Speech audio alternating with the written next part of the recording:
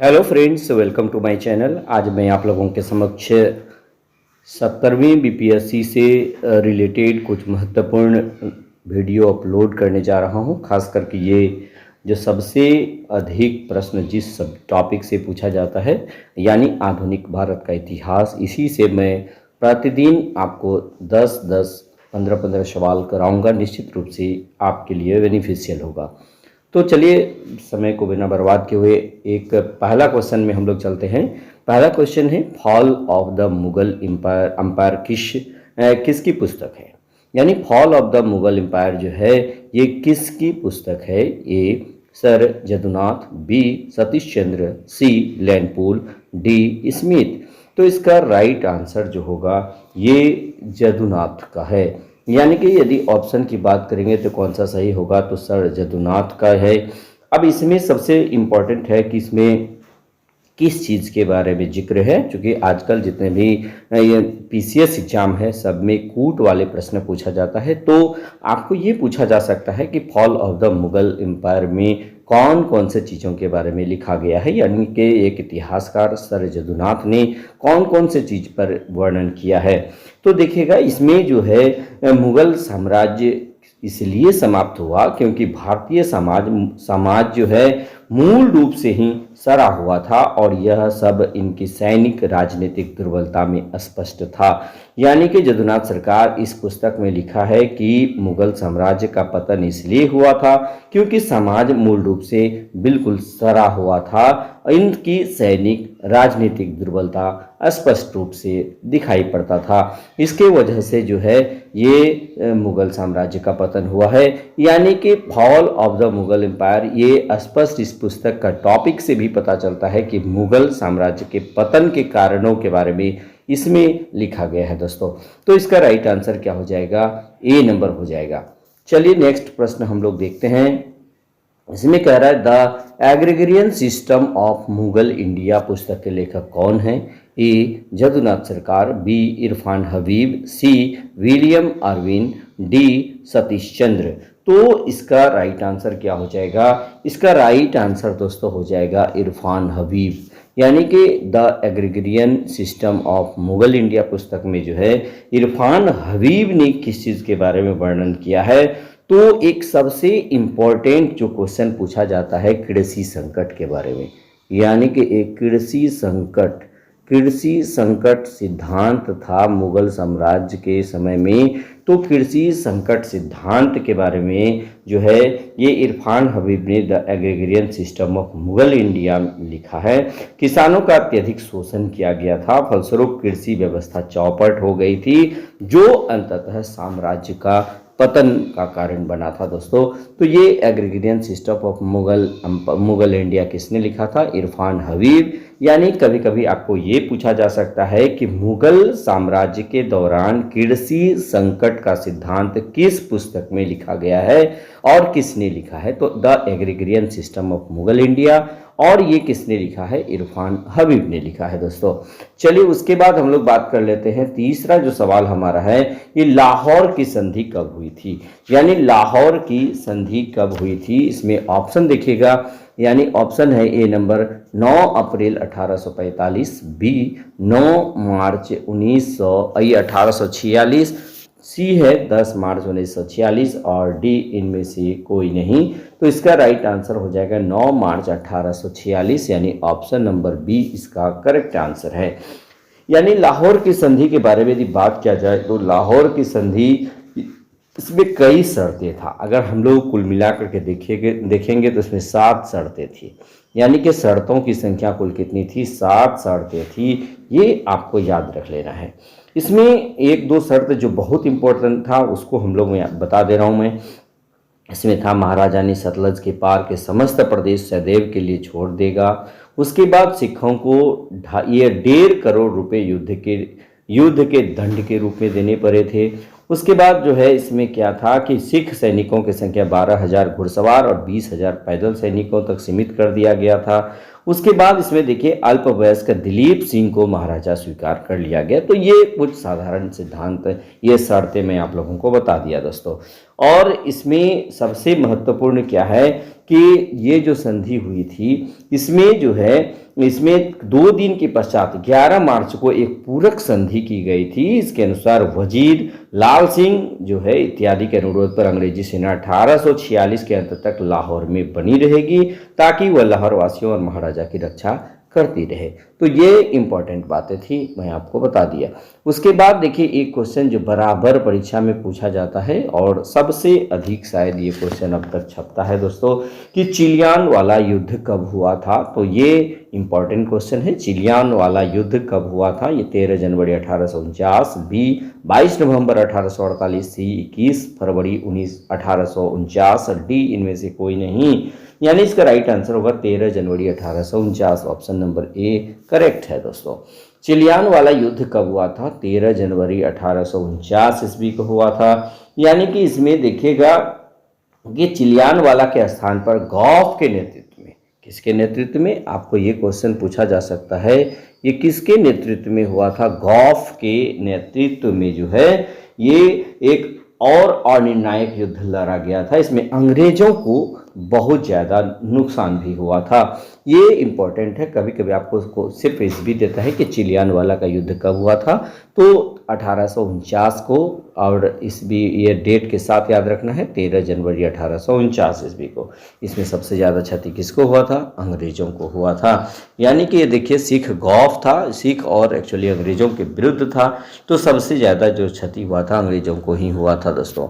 चलिए उसके बाद हम लोग अगला बात करते हैं कि ये अलीनगर की संधि कब हुई थी। अलीनगर की संधि से भी क्वेश्चन बहुत पूछा जाता है।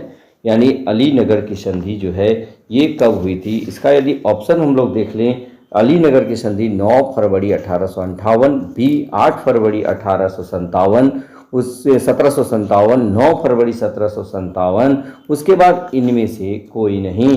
तो इससे संबंधित क्वेश्चन जो है अलीनगर की संधि से पूछा जाता है कि ये किसके किसके बीच हुई थी। तो सबसे पहले आप जान लीजिए कि इसका ऑप्शन नंबर सही होगा सी, यानी 9 फरवरी 1757 ईस्वी को ये अलीनगर की संधि हुई थी दोस्तों। अब सबसे बड़ी बात है कि यह संधि किसके किसके बीच हुई थी। तो संधि बंगाल के नवाब सिराजुद्दौला और क्लाइव के बीच हुई थी। यानी कि सिराजुद्दौला और क्लाइव के बीच, सिराजुद्दौला, आप इसको देख लीजिएगा, सिराजुद्दौला और क्लाइव, रॉबर्ट क्लाइव के बीच जो है ये संधि हुई थी। कब हुई थी? 9 फरवरी 1757 ईस्वी को। इस संधि के द्वारा, ये संधि आखिर क्यों हुई थी? इस संधि के द्वारा कंपनी के क्षेत्राधिकार और विशेषाधिकार पुनः स्थापित हो गया था दोस्तों। तो चलिए कंप्लीट हुआ। उसके बाद देखिएगा 6ठा नंबर का सवाल है। इसमें कह रहा है क्या, ब्लैक होल की घटना कब हुई थी। ये ब्लैक होल की घटना भी कई बार परीक्षा में पूछा जा चुका है। यानी इसमें ऑप्शन देख लीजिएगा, ए 20 जून 1856, बी 20 जून 1756, सी 19 फरवरी 1756, डी इनमें से कोई नहीं। तो राइट आंसर होगा 20 जून 1756, यानी कि ऑप्शन नंबर बी करेक्ट है दोस्तों। अब इसमें देखिएगा कि सबसे इम्पॉर्टेंट बातें इसमें क्या हुई थी। देखिए मैं आप लोग को बता दूं, पूरी कहानी है, एक आप कहानी को जरूर याद रख लीजिएगा। यह एक अंग्रेज अधिकारी जेड हॉलवेल द्वारा संभवतः मनगढ़ंत व ख्याति प्राप्त करने और अंग्रेजों की प्रति हिंसात्मक क्रिया को बढ़ावा देने के लिए बनाई गई एक कहानी है। इसमें हॉलवेल ने बताया कि नवाब ने 20 जून की रात में, याद रखिएगा कब, 20 जून की रात में 146 अंग्रेज बंदियों को 18 फुट लंबी और 14 फुट 10 इंच चौड़ी कोठरी में बंद कर दिया गया। अगले दिन हॉलवेल सहित मात्र 23 व्यक्ति जिंदा बचे थे। यह घटना इतिहास में ब्लैक होल के नाम से प्रसिद्ध है दोस्तों। तो कितने व्यक्तियों को बंद किया गया था? 146 व्यक्ति को, जिसमें से 23 व्यक्ति जिंदा था, यानी 123 व्यक्ति की मृत्यु हो गई थी काल कोठरी के अंदर, जिसकी वजह से इसे ब्लैक होल की घटना कहा गया था दोस्तों। और इसमें दूसरा जो है समकालीन एक मुस्लिम इतिहासकार गुलाम हुसैन कहता है कि सियारुल मुख्तानी में इसका कोई जिक्र नहीं किया गया है। ये एक मनगढ़ंत कहानी भी बताया गया है। लेकिन ब्लैक होल की घटना कब हुई थी? 17 जून 1756 में। कुल कितने लोगों को बंद कर दिया गया था? 146 व्यक्तियों को।